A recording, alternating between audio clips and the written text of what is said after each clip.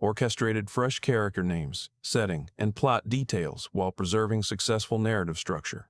Orchestrated fresh character names, setting, and plot details while preserving successful narrative structure. I spent 41 years making locks. I could look at a deadbolt and tell you who made it, what year, where it would fail.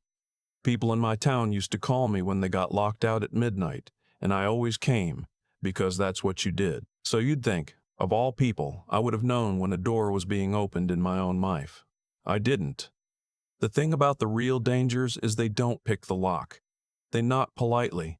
They've got a key you handed them yourself, years ago, back when you trusted the hand it went into. I keep asking myself whether you would have caught it sooner than I did. I hope you would.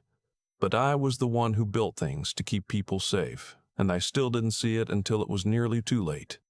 My name is Roland. I'm 64, and I live in Roanoke, Virginia, in a brick ranch house off a road that didn't have a stoplight on it when I bought it. It has 4 now. My wife Vivian and I moved in the spring. Our daughter turned 2. We painted the kitchen yellow because Vivian read somewhere that yellow kitchens made families happier, and I never had the heart to tell her I thought it looked like the inside of a school bus. She passed 3 years ago this October, pancreatic. They gave us a window, and the window turned out to be smaller than they said. The house has been too quiet ever since. I leave the radio on in the kitchen even when I'm not in there, just so something in the place is talking. I worked for myself most of my life, a one-man locksmith shop downtown. And before that, I apprenticed under a man who'd been doing it since the Depression. I retired at 61 when my knees told me to. The shop's a vape store now. The house is paid off. I've got a decent pension through the union I joined late, Social Security, and a little put away that Vivian and I scraped together $100 a month at a time for 30 years. I'm not a wealthy man. But I owe nobody. The roof doesn't leak, and every dollar I have, I earned with my hands. That matters to me more than the amount. My daughter is named Audrey, and she's 36.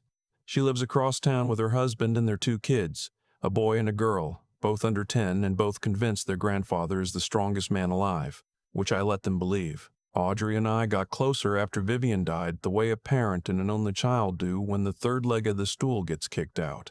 She calls on Sundays. She drops by with the kids. She worries about me being alone in that house, and I let her worry, because it gives her something to hold, and it costs me nothing to be held onto.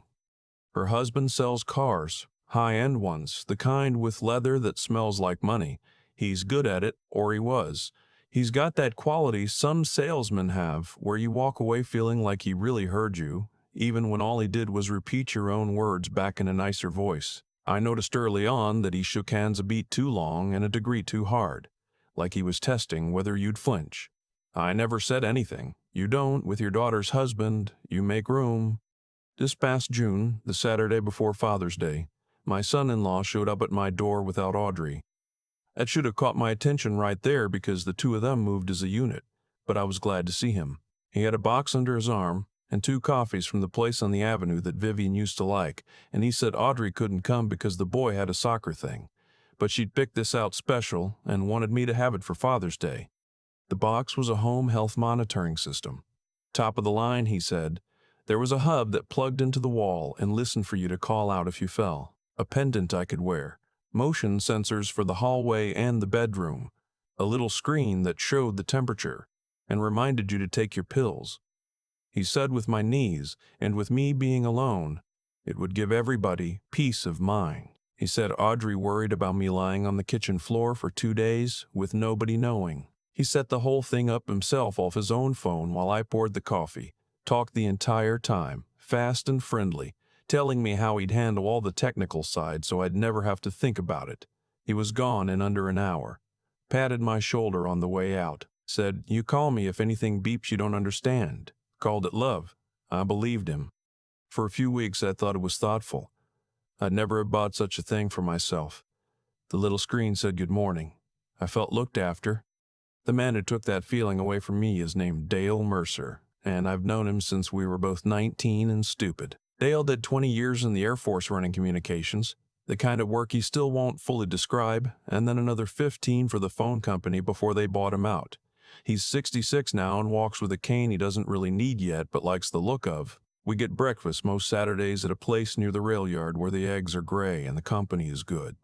I was showing him the app one morning, proud of it, swiping through the little health charts, and I watched his face change while I talked.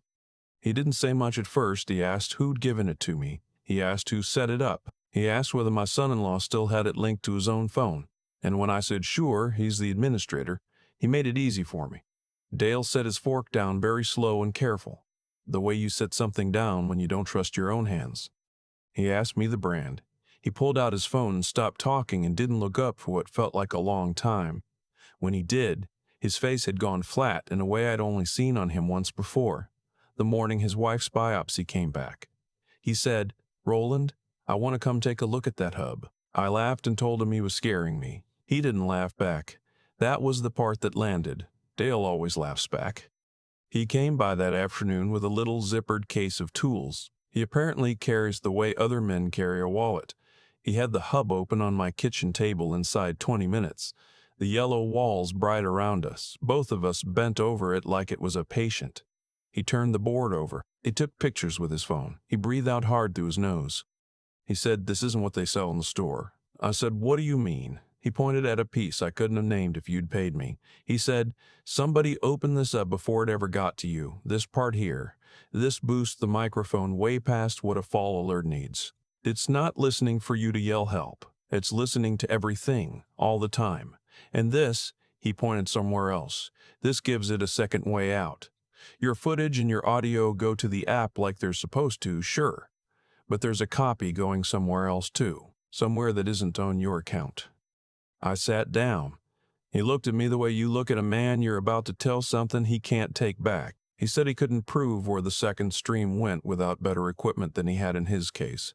But he could tell me for certain that someone had put real time and real money into making a surveillance device look like a thing you'd buy off a late-night commercial. I didn't say anything for a while. Then I said, "My son-in-law installed it himself." Dale nodded. He wasn't surprised. I think that's what frightened me most, that a man who'd spent his life listening to the world's hidden frequencies wasn't surprised at all. I drove home from Dale's that night with a hub and a grocery bag on the passenger seat where Vivian used to sit. The town went by the same as always. Same gas station, same church sign that's been advertising the same chili supper since March. But it all looked a half-inch off, the way your own living room looks strange when you've had a fever and you come back to it. I wanted to call my son-in-law and scream at him. I wanted to drive to his house and put my fist through the leather seats of whatever he was driving that month. I didn't do any of it. Audrey called that evening, like she does, and I talked to her for 20 minutes about absolutely nothing. The kids, the garden, a possum that's been getting into my shed. I kept my voice level the whole time, and I don't know how, because the whole time a part of me was screaming, "Your husband is listening to this. Your husband can hear me right now, if the thing's still recording in my hallway." I'd left the hub at home, but the cameras and sensors were still up. I didn't know yet what I knew. The next morning I went down to the police. I'd worn a collared shirt like that would make them take an old man more seriously. The young officer at the desk looked at me with the careful patience people save for the elderly and the confused, and I felt myself get hot about it, which I think now was useful, because it reminded me I was neither of those things. I asked for a detective. After a while, I got one. Her name was Detective Yvonne Castell, 40-ish, a woman who took her notes on a yellow legal pad because, she told me later, computers crash and paper doesn't. She listened to the whole thing without once cutting me off. She looked at Dale's photographs. She took the hub. She didn't promise me a single thing, but she also didn't look at me like I'd wandered in off the street, and right then that was worth more to me than any promise. She called 2 days later. I was in the parking lot of the grocery store, and I just sat there with the engine running while she talked. She said the people who looked at it confirmed everything Dale had said. The microphone had been modified to record without stopping. The second data stream went to a cloud account that was not in my name. Somebody had been listening to the inside of my house, every conversation, every phone call, every word I said out loud to a dead woman. When I forgot for a second, she was gone. She asked me, very directly, whether I knew any reason a person would want to track my routines, my money, my health, my state of mind. I said no. But the word came out soft because somewhere in me I had already started counting up small things. The way my son-in-law had asked last Christmas, real casual while we did the dishes, whether the house was worth what these old neighborhoods were going for now. The way he'd mentioned more than once a buddy of his who did estate stuff and could make things simple for folks my age. Then the detective told me the thing I'll never forget. She said, "Do not take the device down. Do not change how you act. I need you to behave as though you have no idea any of this is happening." She said those words slow so I'd hold on to them. Act like you don't know. I asked her why I could just rip the thing out of the wall and be done with it. She said something that straightened my spine. She said if you tear it out now, all you've got is a broken gadget and a man who'll say he never did anything, and you imagine the whole thing, the recordings already happening. If we let it keep happening, it stops being your word against his. It becomes evidence. And if there's a bigger plan here, and I think there is, we need to see the whole shape of it before he knows we're looking. The minute you tip him off, he cleans up, and then it's just a sad story about a family that doesn't get along. I want it to be more than that, for your sake. So I drove home, and I stood in my hallway and looked at the hub on its shelf with its little green light blinking the way it always had, like nothing in the world was wrong, and I felt more alone than I had since the funeral.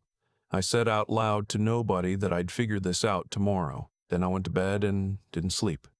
The next morning, my daughter called and asked, gentle as anything, whether I'd been sleeping all right. She said her husband had noticed on the system that my lights were coming on at 3 in the morning a couple nights running, and he was just concerned. She used the same soft voice she'd used on me the winter after her mother died, when she thought I might not get back up. I told her I'd been reading late. I kept it light. It took everything I had, because now I knew the concern had a microphone behind it. That afternoon I found the folder. I wasn't snooping, the grandkids had been over the weekend before, and my granddaughter had left her tablet charger in the guest room, in the little desk where Audrey sometimes works when she's here. I opened the drawer to find the charger, and there was a manila folder in there, thick, and my name was on the tab in my son-in-law's handwriting. I know his handwriting, he signs my birthday cards. I stood there a long while before I opened it. Inside were printed pages, legal forms, the kind with the official-looking type that fools you before you've read a word, durable power of attorney, a petition for guardianship, a capacity evaluation request, and tucked behind those pages off a yellow legal pad is handwriting again, dated entries like a log. Father, confused about meds, asked Audrey 3 times, which were the morning ones.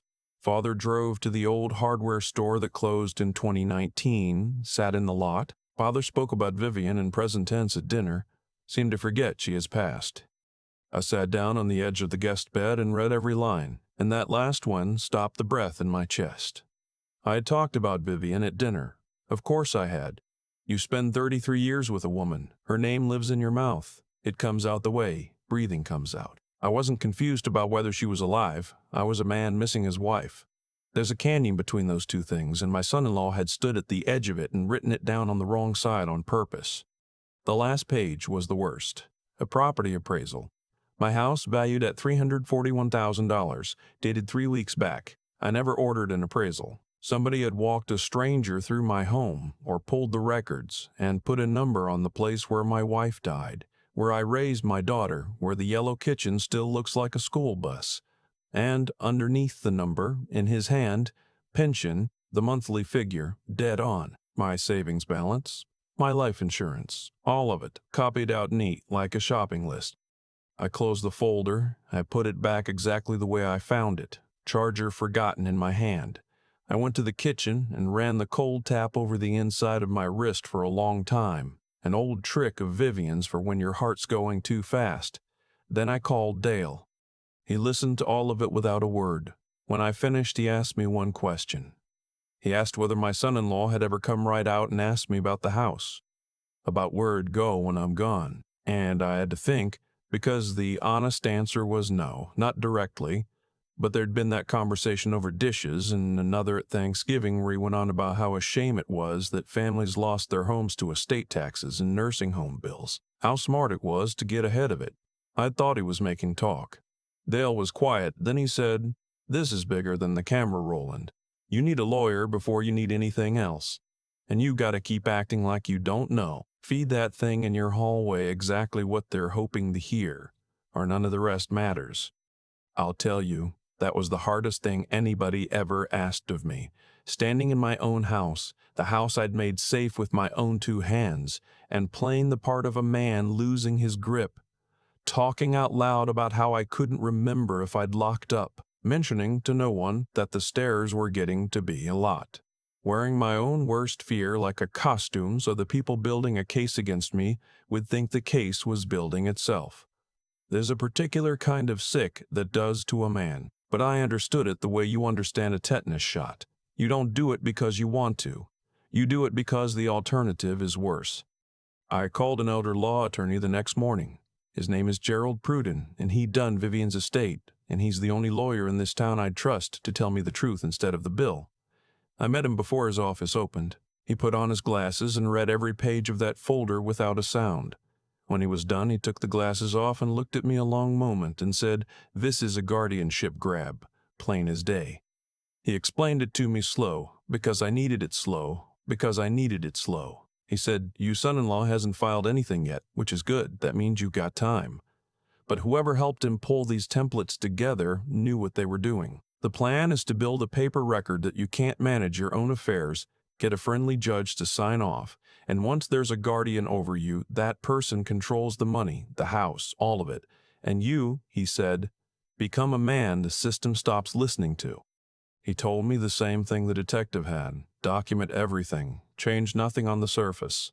And whatever you do, do not sign a single piece of paper he puts in front of you, no matter how small, no matter how he frames it.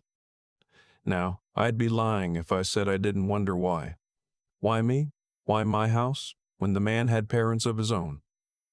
So I did a little quiet, asking around, the kind you can do when you've lived in a town your whole life and know who to call. And what I pieced together was this. My son-in-law's commission checks had been shrinking for 2 years, as the dealership cut back. He put money into a strip mall development that went sideways and left him personally on the hook to a bank that doesn't send Christmas cards. His own folks had nothing to take, a rented condo in Florida and a reverse mortgage that had already eaten their place. I had a paid-off house, a pension that landed like clockwork, and a daughter who'd inherit every dime of it someday, and who happened to be married to a man drowning quietly in a suit that still fit. I wasn't the father-in-law to him. I was an asset that hadn't been liquidated yet. For 2 weeks after that, I did the ugliest work of my life. Carefully, not sloppy. I'd say things in the hallway in front of the sensors that pointed the way they were already leaning. That I'd nearly missed a doctor's appointment. That the pill organizer confused me some days. Once, sitting alone in the den, I said out loud that maybe it was all getting to be too much to handle by myself, that maybe I needed help. Every single time, the second I'd said it, I went straight to Dale's and wrote down the date, the time, the exact words, in a notebook he taught me to keep. He showed me how to keep copies in 2 places. He told me courts and banks still respect a handwritten log with dates on it. That paper from a man my age keeps him in the room when his own voice gets waved off. People your age get talked over, Roland, he said. Paper doesn't get talked over, Roland, he said. The responses came in right on schedule. My son-in-law brought dinner over on a Tuesday, unasked, and sat across from me watching me eat like he was timing it. He asked about my pills, real gentle. He asked, so casual you'd have missed it if you weren't waiting for it, whether I'd ever thought about having someone help manage the financial side, whether it ever felt like a lot. His tone was so kind you could have mistaken it for the real thing. I let just the smallest crack show, said things were fine, looked tired when I said it. My daughter called 2 days later and asked if I'd come for Sunday dinner. Just family, she said, and I knew, the way you know weather's coming, that the table was being set for more than food. It was at their house. The kids were down for the night by the time he brought out the decaf and sat forward with his elbows on his knees, the way men sit when they've rehearsed. He talked about how much they loved me, about how hard it was to watch me struggle, his word, struggle, when I'd struggled with nothing more that week than a jar of pickles. He brought up Vivian, said she'd want them to take care of me. He let her name sit in the air a second, the way a man does when he's using a dead woman as a crowbar and calling it devotion. Then he slid a folder across the coffee table, a clean one, not the one in my guest room. Power of attorney, he said. just to make things easier, just a starting point. I look at my daughter. She was looking at her hands. I picked up the folder and turned the pages slow and said I'd want to read it carefully before I signed anything. He smiled and said, "Of course. Take all the time you need," and I could see in his face he thought it was already done. He thought he was looking at a man who'd signed by the end of the month. I called the detective that night and told her about the folder he'd handed me himself. She said, "That's the piece we were missing." I'll confess to one mistake, because I promised you the honest version. The Thursday after, I got impatient. I called him and asked flat out whether he still had administrator control of that monitoring system. He said sure, just to make sure it was working right. I asked if he'd been checking the audio. His voice tightened. He said he didn't know what I was implying. I said I wasn't implying anything, said goodnight, and hung up. And the second the phone hit the cradle, I knew I'd jumped the gun. The detective had warned me. Dale had warned me. The hardest thing about knowing the truth before you're allowed to use it is sitting on your hands while it burns them. That's exactly where people lose everything. For 4 days, silence. No calls, no dinner, nothing. And the quiet was its own kind of pressure. Then an email landed. The subject line said, "Planning ahead for Dad." He wrote about wanting to sit down, all of us together, to talk about the future. He mentioned a financial advisor he'd been talking to who specialized in seniors. And near the bottom, like it was nothing, he wrote that he and Audrey had spoken to an attorney who felt the whole process would go smoother if we got the paperwork moving before any issues came up. Before any issues came up. Meaning before anyone could say I was of sound mind, which I was, sitting there reading his email with my reading glasses and the full grip on every word of it. I forwarded it to Gerald Pruitt. I forwarded it to Detective Castell. Gerald called within the hour and said, "That's enough. We can move now." The meeting was set for the following Tuesday, 9 in the morning, at Gerald's office downtown. It was presented to my son-in-law as a routine sit-down about estate planning, the very thing he'd been angling for, so he came easy. That told me everything about how sure of himself he was. I want to tell you what it's like to walk into a room knowing what's coming and watching the other man not know. I thought my hands would shake. They didn't. I felt the way I used to feel standing in front of a lock I finally understood, when the trouble was named and the fix was already in my pocket and all that was left was the doing of it. The conference room had good morning light and a long table. My daughter came in first and hugged me and couldn't hold my eyes. My son-in-law came in behind her with a leather folder under his arm, pressed and easy, and he looked at me with a confidence I almost felt sorry for. The detective was there. She introduced herself to the two of them as part of an ongoing matter related to my case, and at the word case I watched his thumb go white on the corner of his folder. Gerald did the formalities, then laid a printed page in front of my son-in-law and said, very calm, "We've had the monitoring system Mr. Rowland received for Father's Day examined by an independent engineer and by the county's technical unit. He said the device had been altered before it was ever installed to record audio without limit and to send a copy to an account registered to my son-in-law's work email. My son-in-law said that wasn't accurate." Gerald slid a second page across, the engineer's report, the sheriff's confirmation. My daughter looked at her husband. Then Gerald set the folder on the table, the one from the guest room. Photocopied neat, the yellow legal pad pages on top. The note about Vivian facing up. My son-in-law said those were just notes, that he'd been worried, that he was documenting things. The detective leaned in and said, "You were documenting things to support a capacity petition you'd already had drafted by an attorney," and she named the office. She'd done the work. He kept his composure, I'll give him that. He talked about love, about concern, about how proud and stubborn I was, how he'd watched me slip for 2 years. He said Vivian would have wanted my daughter protected, and he kept glancing at her, looking for the thing in her face he needed, and her face wasn't giving it to him. My daughter said his name, just his name, quiet. Gerald said, "There's an email," and he read out one line my son-in-law had sent to that elder law attorney.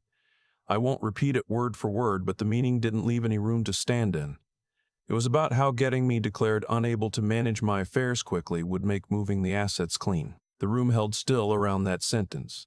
My daughter put her hand over her mouth. My son-in-law stood up and said this was a setup, that I'd played him, that everything he'd done was real concern, that he'd been watching me fall apart for 2 years and I was too proud to see it. He said Vivian would have wanted Audrey taken care of. I looked at him when he said her name. Just looked. He stopped talking. I said, my wife and I built this with our hands over 33 years, and she'd have wanted it to stay exactly where we put it. He sat back down. There was no arrest in that room. The detective said they'd be in touch with his attorney about the device and about the things he'd told the bank and the appraiser to get his numbers. She said it plain, no cruelty in it, no enjoyment either. He left with my daughter, who looked like she'd been struck by something she never saw the shape of, which I suppose she had. I stayed back with Gerald a few minutes. He asked if I was all right. I said I was. When I walked out into the lot, the heat came down on me the way Virginia summer does, sudden and total, and I stood by my truck looking at the downtown I'd worked in for 40 years. And I thought about my son-in-law mounting those sensors in my hallway, fast and cheerful, telling me it was love. I said out loud, to nobody, you should have just got me a tie. Then I drove home. My daughter called 3 days later, and she'd been crying long before she picked up the phone. I could hear it. She said she hadn't known about the capacity papers. She hadn't known about the appraisal, the bank, any of it. She'd believed him when he said he was just scared for me. She said, Dad, after we lost Mom, I couldn't lose you too. And he knew that. He knew exactly which string to pull. And I believed her. I still do. The believing somebody doesn't put the house back together. It just gives you a place to start sweeping. We're working on it. Some repairs take longer than you'd like and don't come with a warranty. I changed every password I owned inside a week. I had Gerald rewrite my documents and name a trustee who's never met my son-in-law and never will. I put the protections in place I should have had years ago, back when I assumed the only people who'd ever try the locks were strangers. Dale came for dinner a while after and we ate at the table, which I hadn't done with another person since Vivian. He said, you want to know the worst part of this whole thing? I said, tell me. He said, for a couple of weeks there you had to play the part of the man you're most afraid of becoming just to keep from becoming him. And he was right. It doesn't leave a bruise you can point to. But it's there, late at night, when the house is quiet and the radio's the only thing talking. I still walk past that guest room sometimes and feel the weight of that folder in my hands, and I think about how fast a man's whole idea of his own family can turn over in the time it takes to read one page off a legal pad. The hub is gone. I don't keep anything in this house that listens. Some folks tell me that's extreme, and maybe it is, but I spend my life learning every way a system can be turned against the person it's supposed to protect, and I trust good locks and a nosy neighbor more than I'll ever trust a wire in the wall again. Here's what I'll leave you with, because after all this, you've earned the plain version. I thought at 64 that the worst was behind me. I'd buried my wife. I figured what was left was just keeping the engine running. What I learned is the danger doesn't retire when you do. It just changes clothes. It puts on a nice suit and brings you coffee and tells you it's worried about you. The people who want what you built don't always come at the front of the house. Sometimes they come through the people you'd open any door for. So if there's somebody in your life paying close attention to your money, your health, your habits, your memory, and it doesn't feel like the way love watches, but the way a buyer watches a house he's about to make an offer on, believe that feeling. Write it down. Talk to a lawyer before you talk to them. And if anybody slides a paper across the table and tells you it's just to make things easier, take all the time in the world before you pick up the pen. Not because everyone's like my son-in-law, most people aren't. But the ones who are will spend the trust you handed them faster than you can earn it back, and the paperwork always moves quicker than the truth does. Your home, your name, your savings, your right to decide things for yourself, those are worth protecting, and protecting them is not the same as failing to love the people around you. Real love doesn't ask for your signature. It doesn't need the keys, and it sure doesn't put a microphone in your hallway to listen to you while you sleep. The thing I keep coming back to is that none of this happened by accident. My son-in-law didn't wake up one morning and turn into someone who'd wire a microphone into an old man's hallway. He drove himself there one quiet choice at a time. A bad investment he hid, a debt he was too proud to name, a habit of seeing people as things that could be moved around to fix his own numbers. By the time he stood in my kitchen calling it love, he'd already taught himself to look at me and see a house instead of a father. That's the part that should scare all of us. Cruelty rarely arrives as cruelty. It arrives as concern, dressed up nice, carrying coffee. What saved me wasn't luck. I want to be honest about that, because I think it matters to whoever's listening. The first thing that held was a simple refusal to bend the truth, even when the easy road was to play along and sign whatever got slid across the table. I wouldn't put my name on a lie, not the one he wanted me to confirm about my own mind, and not the smaller lies that would have made my life quieter in the short run. The second thing was learning to think instead of react. When Dale told me what that device really was, every cell in me wanted to march over there and have it out. The smarter move, the harder one, was to go still, to watch, to write it all down, to let the people who knew the system help me understand the whole shape of it before I moved. And the third thing, the one I'm proudest of, was simply refusing to quit during those 2 weeks when I had to stand in my own home and play a man falling apart. That was the loneliest work of my life. I did it anyway, one day at a time, because the alternative was losing everything Vivian and I built. I think a lot of folks my age believe those 3 things are gifts you're born with or you aren't. I don't see it that way anymore. Holding to what's right is a muscle. So is patience. So is the plain stubbornness it takes to keep standing when you're tired and afraid and unsure it'll even work. I built all 3 the same way I learned to build locks. Badly at first, then a little better over years by doing the next right thing when the wrong thing was easier. If you take anything from what happened to me, let it be this. You don't have to be smarter than the people who take advantage of you. You have to be honest enough not to fool yourself, patient enough not to act before you understand, and durable enough to outlast them. Audrey almost lost her father to a man who counted on me being none of those things. He bet against an old locksmith. He should have known better. We spend our lives learning how things are kept safe, and the last thing we learn, usually too late, is that the most important door is the one inside ourselves.